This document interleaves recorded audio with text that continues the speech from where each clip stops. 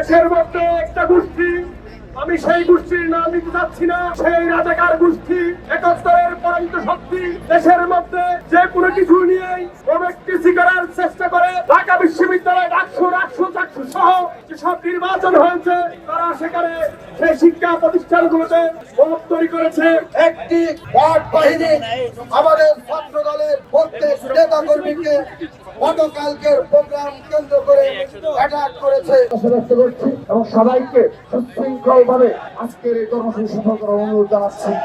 বাংলাদেশ জাতীয়তাবাদী ছাত্র দল দ্বিতীয় দিনের মতো আজকে নির্বাচন কমিশনকে ঘেরাওয়ার উদ্দেশ্যে আজকে যে অবস্থান নিয়েছে, গতকালকে আমাদের যে সুশৃঙ্খল ভাবে সফল ভাবে এই ঘেরাও কর্মসূচি আমরা সুশৃঙ্খল ভাবে পালন করেছি।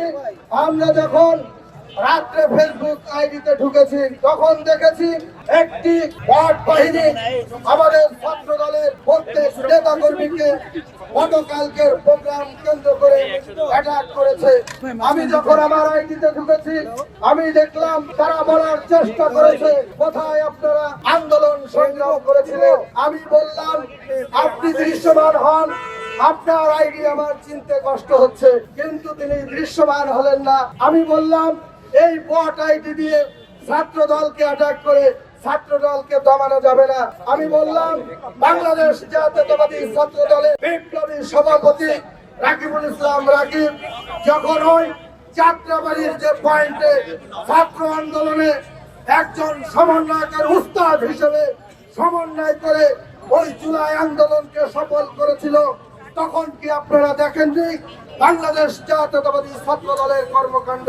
যখন ওই কারফিউ ভঙ্গ করে বাংলাদেশ জাতীয়তাবাদী ছাত্র দলের সংগ্রামী সাধারণ সম্পাদক ওই মিছিল বের করেছিল কারফিউ ভঙ্গ করে, তখন কি আপনারা দেখেননি বাংলাদেশ জাতীয়তাবাদী ছাত্র দলের আন্দোলন সংগ্রাম? আমি বললাম মিডিয়াতে এখনো দৃশ্যমান ঢাকা কলেজের আব্দুল্লাহ আল ইমরান এখনো হসপিটালের বিছানায় কাতরাচ্ছে, যাকে 25টি অপারেশন অস্ত্রোপচার করেও এখনো সে সুস্থ হয়নি।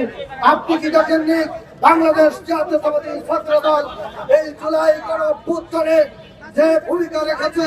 বাংলাদেশ জাতীয়তাবাদী ছাত্র দল প্রত্যেক পয়েন্টে, প্রত্যেক বিশ্ববিদ্যালয়, প্রত্যেক কলেজ, প্রত্যেক মহানগরের নেতৃবৃন্দ তাদের রক্তবিন্দু শেষ রক্তবিন্দু দিয়ে চেষ্টা করেছে এই জগদ্দল পাথর এই হাসিনাকে বিতাড়িত করার জন্য।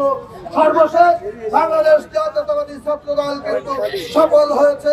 নির্বাচন কমিশনের সাথে সাক্ষাৎ করেছে এবং তারা আশ্বস্ত করেছে আপনাদের যৌক্তিক দাবিগুলো বিবেচনায় নিয়ে নির্বাচন কমিশন তার সিদ্ধান্ত নেবে। আমরা মনে করি বিগত 17 বছর ছাত্র দল কখনোই কোনো অযৌক্তিক আন্দোলন করেনি। দেশের মধ্যে একটা গোষ্ঠী, আমি সেই গোষ্ঠীর নাম নিতে চাচ্ছি না, সেই রাজাকার গোষ্ঠী 71-এর পরাজিত শক্তি দেশের মধ্যে যে কোনো কিছু নিয়েই প্রবেশি করার চেষ্টা করে। দেশের মধ্যে যখন 5 আগস্ট পরবর্তী সময় নির্বাচন দিয়ে দুয়াশা ছিল, তারা নির্বাচন না করার জন্য দেশকে অস্থিতিশীল পরিবেশ তৈরি করার জন্য বিভিন্ন সময় বিভিন্ন কার্যক্রম এবং নবকেসি মত তৈরি করেছিল। ঢাকা বিশ্ববিদ্যালয় ডাকসু সহ যেসব নির্বাচন হয়েছে তারা সেখানে সেই শিক্ষা প্রতিষ্ঠানগুলোতে মত তৈরি করেছে। Next level, well done, side by side, free.